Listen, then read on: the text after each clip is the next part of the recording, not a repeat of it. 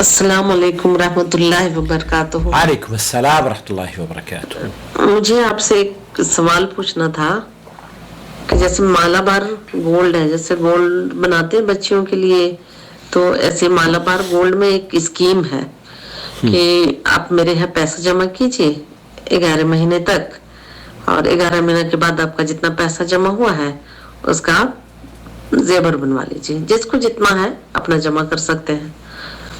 2000 کم سے کم 2000 ہے، زیادہ کتنا بھی آپ کر لیجئے ہر مہینے کے حساب سے۔ اس کے بعد بنائی فری ہو جائے گا، میکنگ چارج نہیں لگے گی اس میں۔ تو کیا ایسا کرنا جائز ہے ہم لوگوں کے لیے؟ اس میں کوئی ربا کی شکل تو نہیں ہے؟ میں یہی دریافت کرنا چاہ رہی تھی، کیونکہ میں نے بھی مالوار کا یہ آفر آیا تھا تو میں بھی اس میں وہ کی ہوں، انویسٹ کی ہوں کہ بھائی بچیوں کے لیے زیور بنا لوں گی، میکنگ چارج کافی لگ جاتے ہیں، تو اس طرح سے اگر بچ جاتا ہے تو بہتر ہے۔ لیکن میں یہی دریافت کرنا چاہ رہی تھی آپ سے کہ یہ صحیح ہے یا نہیں کر سکتے ایسا، تو آئندہ کے لیے پرہیز کروں گی۔ بس اتنا ہی سا میرا سوال تھا، آپ کا پلیز جواب دے دیں گے، بہت مہربانی ہوگی آپ کی۔ سوال آپ نے سن لیا ہے، اور اس کا جواب دینے سے پہلے میں آپ سے یہ عرض کروں گا کہ سونا اور چاندی کے خرید و فروخت کے سلسلے میں اللہ کے رسول صلی اللہ علیہ وسلم کی احادیث مبارکہ نے کچھ اصول اور ضوابط بنائے ہیں، اور ان میں سے ایک اصول اور قاعدہ یہ ہے کہ یہ اس کی شرح اور بیع و شراء نقدم بنقدم کیش ہونی چاہیے اور یدم بید ہونی چاہیے، مطلب آپ اس ہاتھ لیں اور اس ہاتھ دیں، اس میں کوئی شک اور شبے کی بات نہیں ہے۔ یہ ایک ہاتھ دینا اور ایک ہاتھ لینا جائز ہے اور اس میں کوئی اختلاف بھی نہیں ہے۔ لیکن سوال یہ پیدا ہوتا ہے کہ مالابار میں اگر آپ 11 مہینے تک کے رقم جمع کرتی ہیں تو 11 مہینے میں رقم جمع کرنے کے بعد آیا وہ آپ کو آج کے ریٹ کے مطابق سونا دیں گے یا پھر 11 مہینے کے بعد کے ریٹ کے مطابق سونا دیں گے؟ نمبر 1، کیونکہ آج اگر آپ ہی کہہ رہے ہیں کہ میں نے 5 گرام تولہ خریدا ہے سونے کا مالی بار سے، آج کی اس کی قیمت مختلف ہے، اور 50 دن کے بعد یا 11 مہینے کے بعد اس کی جو قیمت ہے وہ مختلف ہوگی۔ اسی طریقے سے اگر آپ نے سونا خریدتے وقت اس سے یہ معاہدہ کیا ہے کہ بھئی ہم آپ سے سونا خریدیں گے، لیکن آپ کو جو آپ کی سروس چارجز ہیں وہ آپ کو ویو کرنی ہوگی، تو اصولی طور پر تو اس میں کوئی قباحت نہیں ہے۔ وہ اپنی سونے کی فروخت کرنے کے لیے، اپنی اس سیل کو سیکیور کرنے کے لیے آپ کو باؤنڈ کر رہا ہے، اور باؤنڈ بھی اس طریقے سے کر رہا ہے کہ آپ ہر مہینے اس کو پیسے دیتے رہیں گے۔ دراصل یہ جو پیسے دینا ہے اس میں شک اور شبہ ہوتا ہے کہ آیا یہ سونے کی تجارت میں ہے بھی یا نہیں۔ میں آپ کو لکھ کرتا ہوں شیخ سعد الخسران کی محفل میں، وہ اس سلسلے میں کیا رہنمائی کر رہے ہیں؟ شیخ فرما رہے ہیں کہ لا بد من التقاعد تقابض، اس میں اگر آپ سونا خریدتی ہیں تو یدم بید، اس ہاتھ لے اور اس ہاتھ دے، یہ ہونا چاہیے۔ قال علیہ الصلاۃ والسلام الذهب بالذهب والفضة بالفضة، آپ علیہ الصلاۃ والسلام کی یہ بالکل صریح حدیث ہے۔ اور اسی طرح کا سوال سماحت الشیخ محمد بن صالح العثیمین سے بھی پوچھا گیا، جو قدر تفصیل جس میں بیان کیا گیا ہے کہ کسی نے سوال کیا کہ وہ جو سونا خریدنا چاہ رہے ہیں، انہوں نے لکھا کہ کیا کسی کاریگر کا زیور تیار کرنے کے لیے پیشگی رقم دینی جائز ہے؟ پیشگی رقم دینی جائز ہے کہ باقی رقم کامل مکمل ہونے پر دی جائے گی۔ یہ علم میں رہے کہ پیش کی دی گئی رقم سونا خریدنے میں استعمال نہیں ہوگی.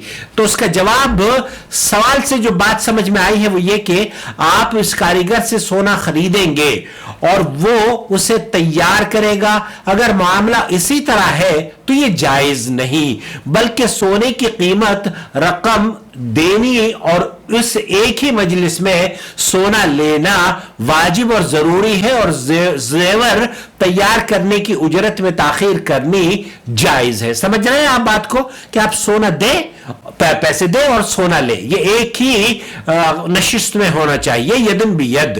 لیکن اگر سوال سے مقصود یہ ہے کہ آپ اس کاریگر کو اپنی جانب سے سونا دیں گے تاکہ وہ اس کا زیور تیار کر دے، تو اس کی اجرت تاخیر سے دینے میں کوئی حرج نہیں ہے. شیخ محمد بن صالح العثیمین رحمۃ اللہ علیہ کہتے ہیں کہ نبی کریم صلی اللہ علیہ وسلم نے فرمایا سونا سونے کے ساتھ اور چاندی کے ساتھ اور گندم کے ساتھ اور جو کے ساتھ اور کھجور کے ساتھ اور نمک کے ساتھ ایک جیسا اور برابر اور ہاتھوں ہاتھ ہو. اور نبی کریم صلی اللہ علیہ وسلم کا یہ فرمان بھی ثابت ہے، جس نے زیادہ دیا یا زیادہ طلب کیا تو اس نے سود لیا. اور نبی کریم صلی اللہ علیہ وسلم سے یہ بھی ثابت ہے کہ آپ علیہ الصلوۃ والسلام کے پاس اچھی قسم کی کھجور لائی گئی تو آپ صلی اللہ علیہ وسلم نے اس کے متعلق دریافت کیا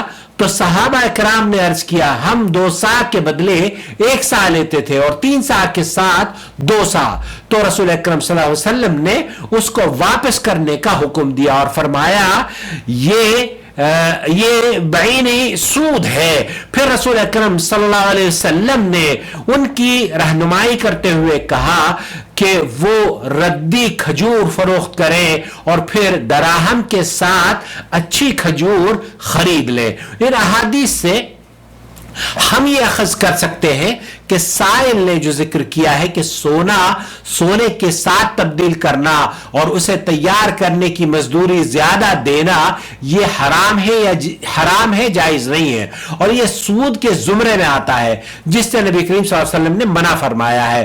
اس میں صحیح طریقہ یہ ہے کہ ٹوٹا ہوا سونا بغیر کسی پیشگی اتفاق اور نرمی کے فروخت کر کے قیمت حاصل کی جائے اور قیمت لینے کے بعد وہ نئی چیز خرید لے. اور افضل یہ ہے کہ کہیں اور سے نئی چیز تلاش کرے اور جب اسے نہ ملے تو اس کے پاس واپس آئے جس کو سونا فروخت کیا تھا اور اس سے رقم کے بدلے زیور خرید لے، اور جب وہ زیادہ دے تو کوئی حرج نہیں. اہم یہ ہے کہ سونے کے ساتھ سونے کا تبادلہ فرق دے کر بھی نہیں ہونا چاہیے، چاہے یہ تیاری کی مزدوری کی بنا پر بھی ہو. یہ تو اس وقت ہے جب تاجر تجارت کرتا ہو، لیکن اگر تاجر سنار ہو تو وہ یہ کہہ سکتا ہے یہ سونا لو اور اس طرح کے زیور تیار کر دو اور میں زیور تیار ہونے کے بعد اس کی اجرت اور مزدوری دوں گا، تو اس میں کوئی حرج نہیں ہے. شیخ رحمت اللہ علیہ سے یہ سوال بھی کیا گیا کیا سونا لیتے وقت اس کی اجرت اور مزدوری کی ادائیگی ضروری اور لازم ہے یا کہ ہم اسے جاری حساب و کتاب میں شامل کر سکتے ہیں؟ تو شیخ نے فرمایا اس کی ادائیگی لازم نہیں، کیونکہ یہ کام کی مزدوری ہے، اور اگر وہ سونا لیتے وقت مزدوری اور اجرت دیتا ہے تو ٹھیک ہے، اور اگر نہیں تو جب بھی اسے دے صحیح ہے. تو جو سروس چارجز ہیں ان کا تو معاملہ مالبار یا کسی بھی زیور فروخت یا تیار کرنے والے کے اوپر ہے، وہ چاہے تو اس کو معاف بھی کر سکتا ہے، اس میں تاخیر بھی کر سکتا ہے. لیکن جو سونے کی خرید و فروخت سے نظر آ رہی ہے نا وہ یہ کہ اصول جو ہے قرآن اللہ کے رسول صلی اللہ علیہ وسلم کا کہ یدن بید ہونا چاہیے، آپ سونے کے لیے پیسے دیں اور اس سے آپ سونا خریدیں. اسی طریقے سے شیخ سعد الخسران نے فرمایا کہ اگر آپ آن لائن سونا خریدتے ہیں تو سونا آن لائن نہیں خریدیں گے. اگر آپ کے پاس آن لائن سونا خریدنے کا جو کریڈٹ کارڈ سے جو کہ فوراً آپ کے بینک سے پیسے کٹ جاتے ہیں نا، جیسے سعودی عرب میں مدا کارڈ آتا ہے، اس سے ایک دم جیسے ہی آپ پیمنٹ پے کریں گے تو وہ ڈیبٹ کارڈ کی شکل میں فوراً ہی آپ کے اکاؤنٹ سے پیسے کاٹ لیے جائیں گے. سونا آپ کے پاس ڈلیور ہوا, آپ نے ان کو کیش کے بجائے کارڈ سوائپ کیا, تو وہ فوراً ہی آپ کے اکاؤنٹ سے منتقل ہو کر ان کے پاس چلے جائیں گے. یہ بات تو سمجھ میں آتی ہے. تو یہاں میں یہ سمجھتا ہوں کہ اس بے و شرع میں جو کہ آپ نے ذکر کیا ہے شک اور شبہ ہے, اور اس سے بچا جائے تو بہتر ہے. واللہ تعالی عالم. صلی اللہ علیہ نبینا محمد وعلی آلہ وصحبہ اجمعین. شهر رمضان الذي أنزل فيه القرآن هدى للناس وبينات من الهدى والفرقان